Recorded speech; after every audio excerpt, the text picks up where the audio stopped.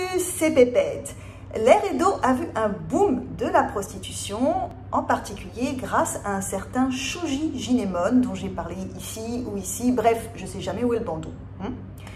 En général, quand on aborde ce point, les geishas, les oiran sont à l'honneur, mais rarement les animateurs coquins des salons de thé. Et pourtant, la prostitution masculine était un business très juteux à l'époque. Oui. Alors, qui était-il? Que faisaient-ils? Quelles étaient leurs destinées? Eh bien, nous allons parler de ça tout de suite.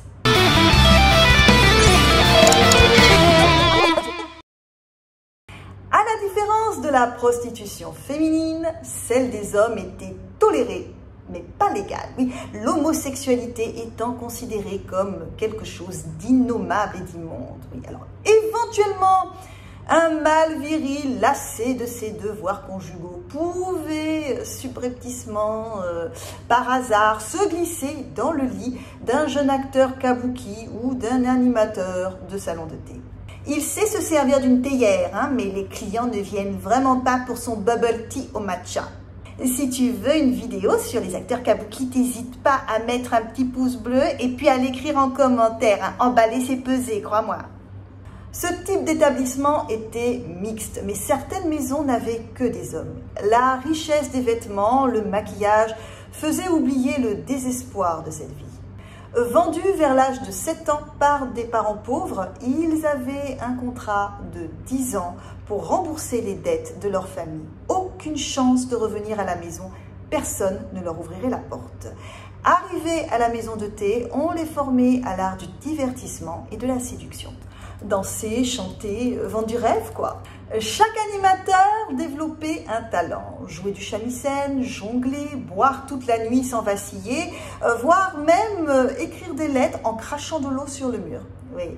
C'était le petit plus marketing sur lequel communiquait la maison de thé à grand renfort d'affiches.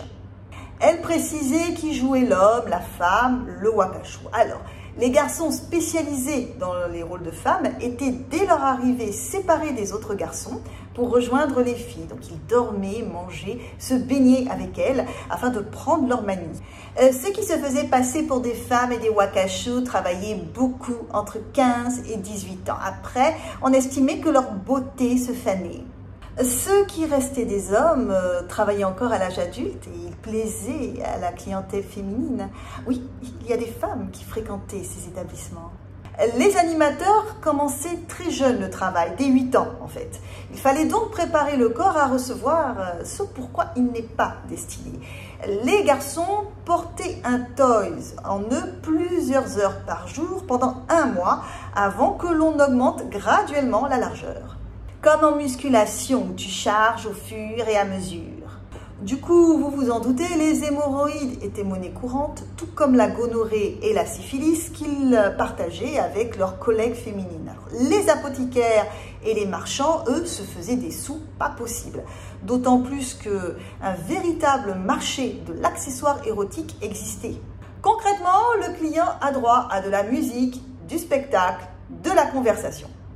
Oh, et du sexe avec un prostitué dont l'apparence doit être éternellement jeune.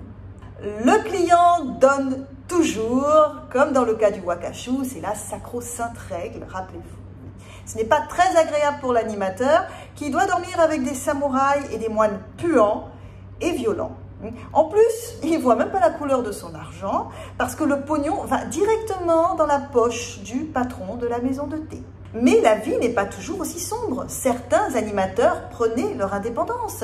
Les plus jeunes pouvaient être rachetés par des théâtres pour devenir jeunes acteurs kabuki. Hashtag prostitution d'un autre genre. Voilà, on vous aime beaucoup. Partagez la bonne nouvelle. On vous dit à bientôt.